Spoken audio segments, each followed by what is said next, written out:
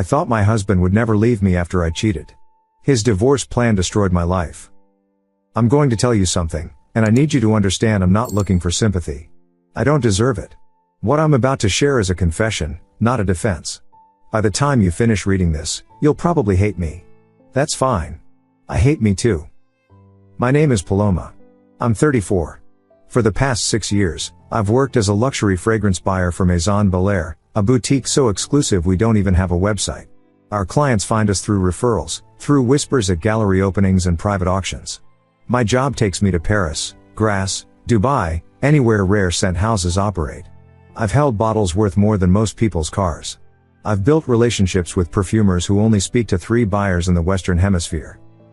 I was good at my job. I was good at everything. That was the problem. I married Juan when I was 26. He was 28, fresh out of his master's program, hired by the city as an urban transit planner. If you don't know what that means, neither did I at first. He designs bus routes, studies traffic patterns, spends his days in meetings about bike lanes and pedestrian flow. It's stable. It's respectable. It's the kind of career that makes parents nod approvingly at Thanksgiving. It's also mind-numbingly predictable. Don't misunderstand me, Juan is a good man. He's patient. He's present. He coaches our daughter Lucia's soccer team on weekends and reads to our son Mateo every night before bed. Lucia's 7 now. Mateo just turned 4. Juan has never raised his voice at them. He's never raised his voice at me. And maybe that was the problem. Maybe I mistook his steadiness for weakness. Maybe I convinced myself that a man who irons his weekend shirts and tracks our grocery budget on a spreadsheet could never surprise me. I got bored. That's the ugly truth. I got bored, and instead of doing the hard work, therapy, communication, self-reflection, I did what cowards do. I looked for excitement somewhere else. His name was Oberon. 38, independent stunt coordinator for film productions. I met him at a fragrance launch we hosted for a movie premiere last spring. He walked in wearing a leather jacket that cost less than my earrings and smelled like sandalwood and gasoline. He had scars on his knuckles and a chipped tooth from a motorcycle stunt gone wrong. He told stories about doubling for actors who couldn't throw a punch, about setting himself on fire for a 15-second shot. He was everything Juan wasn't. Reckless. Unpredictable. Dangerous in a way that made my pulse race. We exchanged numbers that night. Professional purposes, I told myself. He wanted fragrance recommendations for an actress he was training. That lie lasted about 2 weeks. By the 3rd week, we were meeting at a hotel near the airport. Quick mornings. Long lunches. The kind of affair that feels like floating, like someone cut the strings tethering you to your regular life and suddenly you're weightless. I told myself I deserved it. I told myself Juan would never know. I told myself men like him, steady, reliable, devoted, never walked away. They stayed. They forgave. They needed women like me more than we needed them. I was so confident in this theory that I started getting careless. I bragged to my 2 closest friends over wine. I bought myself expensive bags as little rewards for my double life. I stopped deleting texts immediately, letting them sit for hours before clearing them. I looked at Juan across the dinner table and felt nothing but a mild, comfortable contempt. 6 months. That's how long I carried on. 6 months of secret texts and stolen hours and the intoxicating thrill of deception. I thought I was untouchable. I thought I had it all figured out. Then came a Tuesday evening in October. Juan came home early. That alone was unusual. His department was deep in a light rail expansion project, and he'd been working late for weeks. But there he was at 5:15, setting his briefcase down on the kitchen counter with a precision that made me look up from my phone. He didn't kiss me. He didn't ask about my day. He stood there for a moment, hands at his sides, and looked at me with an expression I'd never seen before. Not anger. Not hurt. Something flatter. Something patient. "I'd like to take you for coffee tomorrow," he said. "Just the 2 of us. 11 o'clock. There's something I need to discuss." I laughed, tried to brush it off. "That's very formal. Everything okay?" He didn't smile. His eyes didn't waver. 11 o'clock, he repeated. "I'll send you the address." Then he walked upstairs to check on the kids, and I stood in the kitchen with my phone still warm in my hand, feeling something I hadn't felt in months. I couldn't name it then. But I can now. It was the first crack. I didn't sleep that night. I lay next to Juan in our bed, listening to his breathing, trying to decode something from the rhythm of it. Was he awake? Was he rehearsing what he'd say? I kept waiting for him to roll over, to confront me, to do something that made sense. He didn't. He slept like a man with nothing on his conscience. By morning, I'd convinced myself it was nothing. Maybe he wanted to discuss refinancing the house. Maybe his mother was sick. Maybe he'd gotten a promotion and wanted to celebrate privately before telling the kids. I built a dozen scenarios in my head, and none of them involved him knowing. Because Juan didn't know. Juan couldn't know.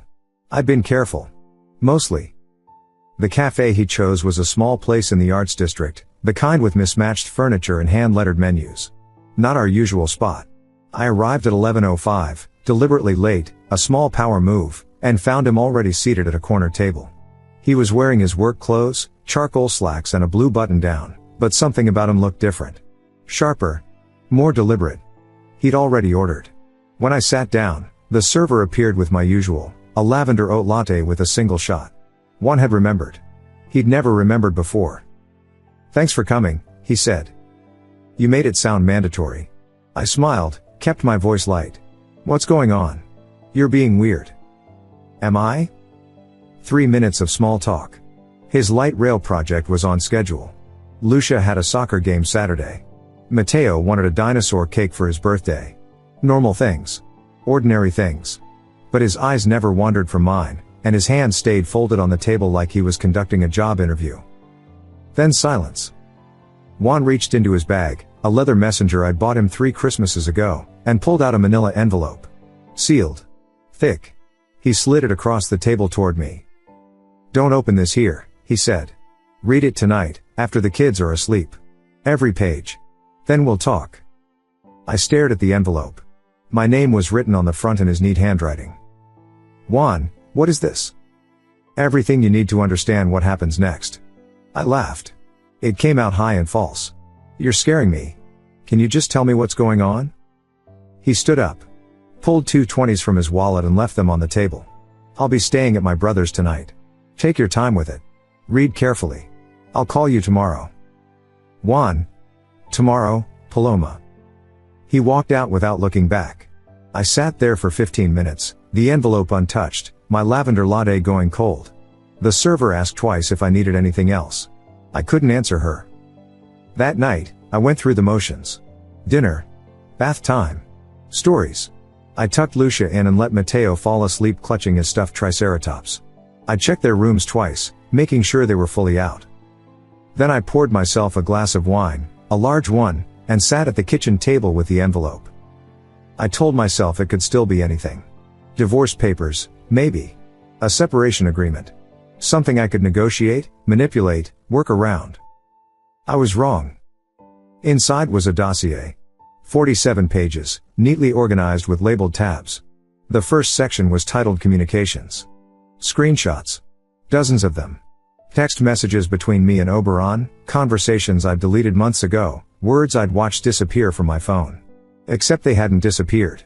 They'd been captured, time-stamped, printed in crisp black ink. "Can't stop thinking about yesterday. Tell him you're working late. I need to see you.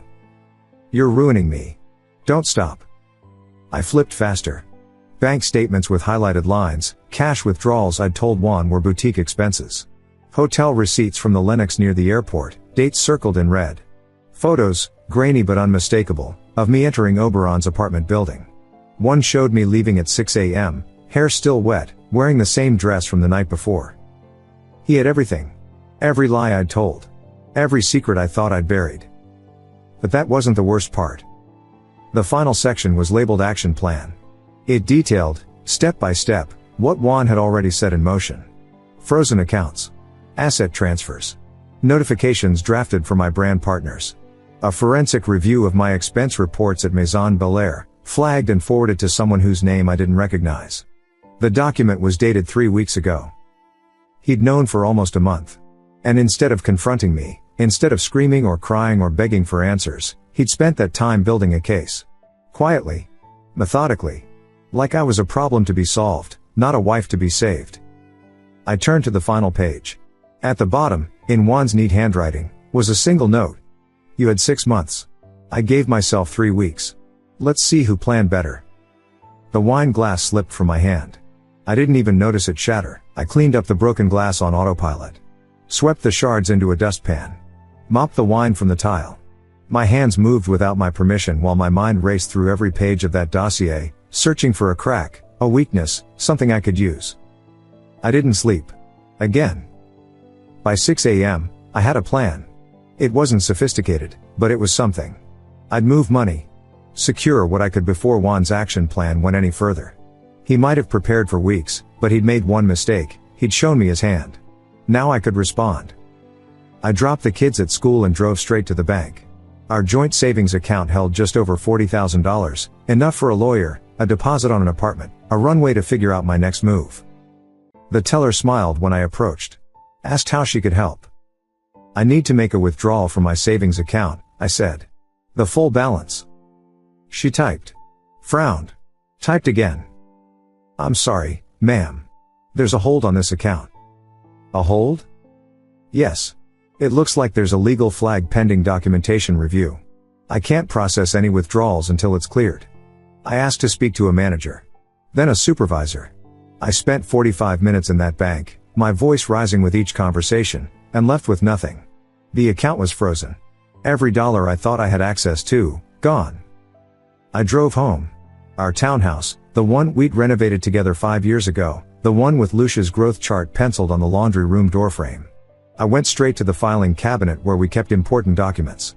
Mortgage papers, insurance policies, the title. The title wasn't there. In its place was a single sheet of paper. A note from Juan, typed and printed. The property was transferred into an irrevocable trust for Lucia and Mateo on October 3rd. You'll find the documentation attached. The children's future is secure. Yours is not. October 3rd.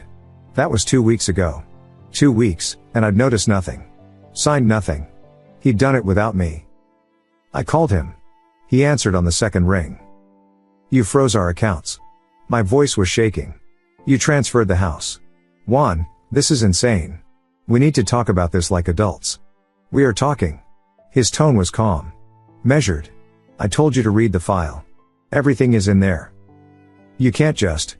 I can. I did. If you have questions about the legal process, I suggest you contact an attorney. I'll have my lawyer send you the divorce filing by end of week. He hung up. I tried Oberon next. Called 4 times. Texted 6. Nothing. Read receipts turned off. I drove to his apartment, a converted loft in the warehouse district, and buzzed his unit. No answer. His neighbor, an older woman walking a terrier, stopped when she saw me pressing the buzzer repeatedly. You looking for the stunt guy? The tall one? Yes. Have you seen him? Left 3 days ago. Said he had a film job in New Mexico. Loaded up his truck and everything. Didn't say when he'd be back. 3 days. He'd disappeared 3 days ago, the same day Juan gave me the envelope. I sat in my car outside Oberon's building for an hour, staring at my phone, waiting for a response that never came. Then the email started. The first was from Lumiere Cosmetics, a skincare brand I'd partnered with for influencer content. Short, professional, devastating. We regret to inform you that we are discontinuing our partnership effective immediately. This decision was made following information received regarding conduct inconsistent with our brand values. The second came 20 minutes later. Different brand. Same message. By noon, 3 sponsorship deals, income I'd counted on, income I'd bragged about, had evaporated. No explanations. No appeals. Just doors slamming shut. That afternoon, my phone rang. It was Warren, my business partner in a small fragrance consulting venture we'd started 2 years ago. Paloma. His voice was strained, uncomfortable. I got a packet this morning. Delivered to my home. Photos. Messages. I don't know who sent it, but I can't. He paused. I can't be associated with this. I'm resigning from the partnership. Effective immediately. I'm sorry. Warren, wait. Let me explain. The line went dead. I was sitting in my car outside Maison Bel Air, engine off, watching my phone battery drain to single digits, when a new email notification appeared. It was from a law firm I didn't recognize. The subject line read, Subpoena, Financial Records Review, Maison Bel Air Expense Accounts. Juan wasn't just exposing my affair. He was building a case that I'd stolen from my employer. The subpoena wasn't a bluff. Within 48 hours, I learned that Juan's college roommate, a man named Tae Hwang whom I'd met exactly twice at alumni barbecues, was a forensic accountant. Not just any forensic accountant. One who specialized in corporate fraud investigations. For 3 weeks, he'd been quietly reviewing every expense report I'd submitted to Maison Belair over the past 2 years. The trips I'd called client entertainment. The hotel stays I'd labeled product sourcing. The spa treatments, the shopping, the dinners, all of it charged to my corporate card with creative descriptions and falsified receipts. I thought I'd been clever. I thought I'd buried it in legitimate expenses, spread it thin enough that no one would notice. But Tae noticed. He noticed everything. And then he'd sent an anonymous tip to Maison Belair's corporate office with highlighted discrepancies totaling just over $80,000. My employer launched an internal audit. I was placed on administrative leave pending investigation. My keycard was deactivated. My work email was frozen. Margot, my supervisor, called me personally to deliver the news. Her voice was cold, clipped, nothing like the woman who'd mentored me for 6 years. I don't know what's true and what isn't, she said. But I know what this looks like. And I know you should start looking for legal representation. She hung up before I could respond. Everyone was hanging up on me now. I hired an attorney. Celeste Whitmore, a divorce specialist recommended by a friend of a friend. She cost $400 an hour and had a reputation for being ruthless. I figured I needed ruthless. After 2 days of reviewing Juan's dossier and the mounting legal threats, Celeste sat me down in her office and delivered her assessment. He's been preparing this for weeks, she said. Every move you could make, he anticipated. The frozen accounts, the property transfer, the forensic review, it's all designed to limit your options before you even knew you needed them. She folded her hands. Honestly? I'd negotiate. Fight this in court and you'll bleed money you don't have for an outcome you won't like. I'm not giving up, I said. He can't just destroy my life because I made a mistake. Celeste looked at me for a long moment. Mrs. Reyes, I've handled a lot of divorces. The ones where a spouse plans like this? They don't lose. They've already war-gamed every scenario. Your husband isn't angry. He's strategic. That's much worse for you. I refused to listen. I told her to file a response. Contest everything. Buy me time. She agreed, but I could see it in her eyes. She thought I was already finished. The social collapse happened faster than I expected. Friends who'd laughed with me over wine, who'd listened to me brag about Oberon, stopped returning calls. One of them, Priscilla, my closest confidant, finally answered after a week of silence. I got a message, she said. Anonymous. It had screenshots. Things you told me, Paloma. Things I thought were private. Priscilla, I can explain. I don't want an explanation. I want distance. Whatever's happening with you and Juan, I can't be in the middle of it. I'm sorry. She wasn't sorry. None of them were. They were protecting themselves, same as I would have done. The landlord situation came next. Since the townhouse now belonged to an irrevocable trust, I was technically a tenant, and an unwelcome one. A formal notice arrived by certified mail, 45 days to vacate the property. The trust's appointed manager was Juan's brother. I tried Oberon one more time. I don't know why. Desperation, maybe. Some pathetic hope that he'd defend me, vouch for me, tell Juan it was all his idea. This time, he answered. Paloma. His voice was flat. Distant. I told you not to contact me. I need to talk to you. Everything's falling apart. Juan knows, and I know what he's doing. I can't be involved. I'm sorry. Don't call me again. The line went dead. That night, I couldn't sleep. I sat on the couch scrolling through old photos, looking for something, I don't know what. Proof that I wasn't always this person. Evidence that my life had once been real. I stopped on a picture from 6 months ago. The rooftop bar where Oberon and I had our first kiss. I remembered the night clearly, the city lights, the expensive cocktails, the thrill of doing something forbidden. I zoomed in on the background, looking at the other patrons, the string lights, the skyline. And then I saw him.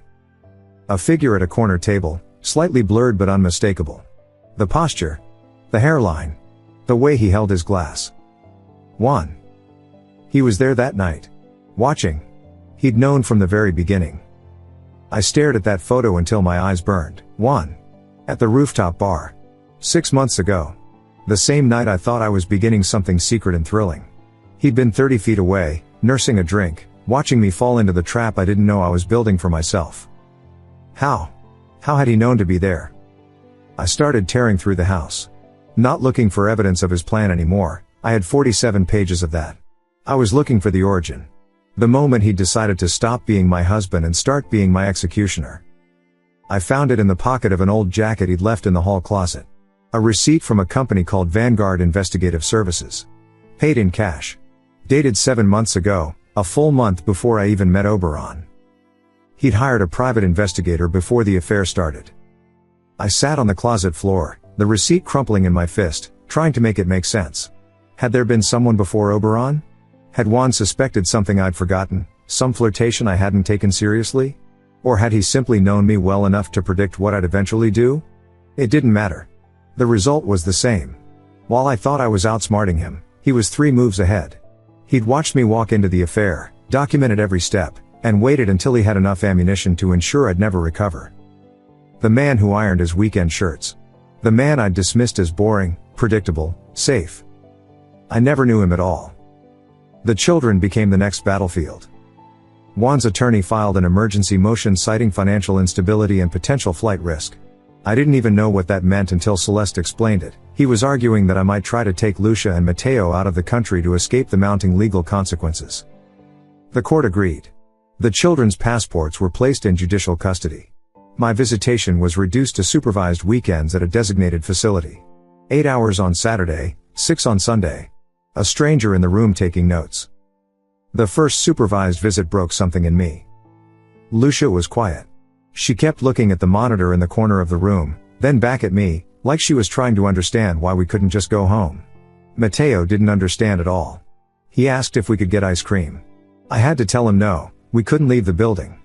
When Juan came to pick them up, Lucia hugged me at the door and whispered, "Why is Daddy sad all the time?" I didn't have an answer. I just held her until the supervisor said our time was up.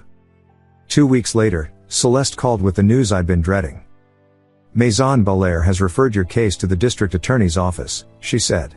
The expense discrepancies are being treated as potential fraud. We're not talking civil penalties anymore, Paloma. We're talking criminal charges. I couldn't speak. The forensic accountant's report is thorough. $83,000 in questionable expenses over 26 months. They're calling it systematic embezzlement.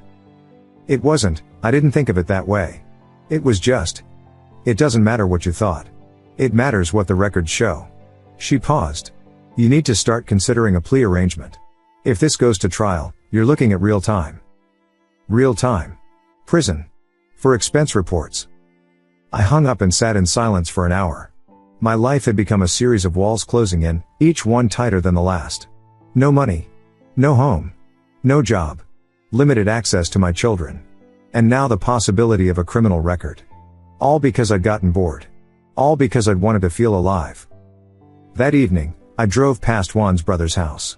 I don't know why. Maybe I wanted to see where my children were sleeping. Maybe I wanted to catch a glimpse of Juan, to find some crack in his armor, some evidence that this was hurting him too. What I saw instead made me pull over and destroy the engine. There was a truck in the driveway. A black Ford with a dented rear bumper and a faded sticker from a stunt drivers association. Oberon's truck. I sat there, hands frozen on the wheel, watching the front door. 20 minutes passed. Then the door opened, and 2 figures stepped onto the porch. Juan. And Oberon. They were talking. Relaxed. Oberon said something, and Juan laughed, actually laughed, a sound I hadn't heard from him in years. Then Oberon put his hand on Juan's shoulder, let it linger there, and they walked toward the truck together. Not like enemies. Not like strangers. Like partners. My phone buzzed. A text from an unknown number. He's been working with me for 2 months. You were never as clever as you thought. Oh. The trap hadn't just been sprung. It had been built by both of them. 3 weeks later, I sat in a courthouse conference room signing away what was left of my life. The settlement was 12 pages long. Celeste had negotiated it down from Juan's original demands, but down was relative. I was surrendering all claims to the townhouse. Accepting limited supervised visitation, every other weekend, 6 hours per day, with a graduated review after 12 months. Resigning from Maison Belair with a signed admission of financial misconduct in exchange for them dropping the criminal referral. Juan sat across the table from me. Same calm expression. Same folded hands. He wore a navy suit I didn't recognize, something new, something that fit him better than anything I'd ever bought him.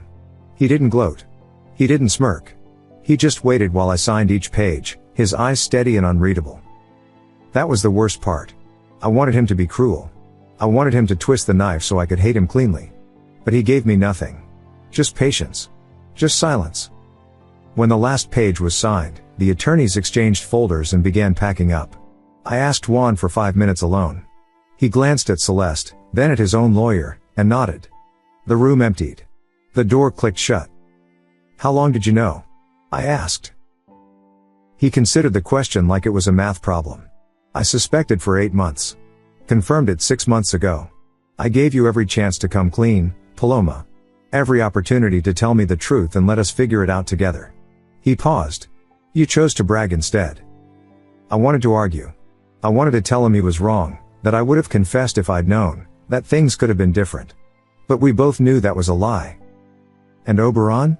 My voice cracked on the name. How did that happen? Something shifted in Juan's expression. Not quite a smile, but close. He came to me 4 months ago. Guilty conscience, he said. You were getting careless, texting during his jobs, nearly blowing his professional reputation with your indiscretion. He wanted out, but he didn't know how to end it without you causing a scene. Juan leaned back in his chair. So he offered to help me understand the timeline. Fill in the gaps. Confirm what my investigator had already found. And you just became friends? We became honest with each other. That's more than you and I ever were. He held my gaze. Oberon understood something you never did. I wasn't weak because I was steady. I was steady because I was strong. He saw that. You never bothered to look. I felt the words land like blows. Not because they were cruel, but because they were true. What happens now? I asked. Juan stood up, buttoned his jacket. Now you rebuild. Or you don't. That's up to you. He walked to the door, then paused with his hand on the handle. I didn't do this to destroy you, Paloma. I did it to protect my children from someone who would have taught them that deception is acceptable if you're clever enough to get away with it. He opened the door. You weren't clever enough. He left without looking back. Just like at the cafe. Just like every moment since this began. That was 14 months ago. I live in a 1-bedroom apartment now. No brand deals. No boutique job. My name is quietly blacklisted in the luxury fragrance industry. Margot made sure of that. I work part-time at a department store cosmetics counter, selling mid-range perfumes to women who remind me of who I used to be. I see Lucia and Mateo every other weekend. The supervision ended after 8 months, but the distance didn't. Lucia is polite with me now, careful, like she's learned not to trust too easily. Mateo has started calling Oberon by his first name. He draws pictures of their house, Juan's house, with 3 stick figures in the yard. Juan and Oberon got married 6 months ago. Small ceremony. Lucia was the flower girl. I saw the photos online, posted by a mutual friend who forgot to block me. They looked happy. Settled. Like a family. I didn't cry. I didn't have the right. 1 year to the day after the settlement, my phone buzzed with a text from a number I'd deleted but still recognized. Juan. The message was short. I promised to make it clean. I kept my promise. I read it once. Then I deleted his number again. I walked to the bathroom of my cramped apartment and looked at myself in the mirror. 35 years old. Alone. Starting over from nothing. I used to think I was untouchable. I used to think men like Juan never walked away. I used to believe that being desired meant being powerful, and that power meant I could take whatever I wanted without consequence. I was wrong about all of it. And I have the rest of my life to remember. Thank you so much for watching until the end. If you really like our videos, please don't forget to like, share, and subscribe. Have a great day.